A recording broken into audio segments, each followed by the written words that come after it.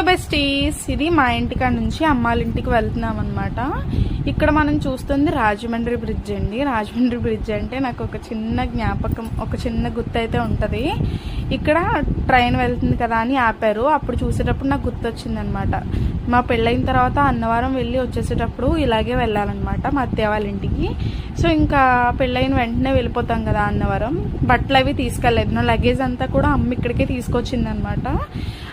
పెళ్ళయిన తర్వాత మళ్ళీ నేను అన్నవరం వెళ్ళి వచ్చి అమ్మని చూశానమాట. సో చాలా ఎమోషనల్ అయిపోయాను నేనైతే.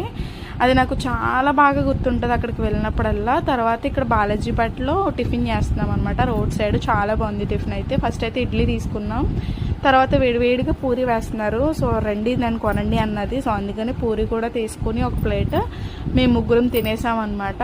సో టేస్ట్ అయితే చాలా బాగుంది. ఒక 3 టైప్స్ ఆఫ్ చట్నీ, 1 కర్రీ కూడా ఇచ్చారు.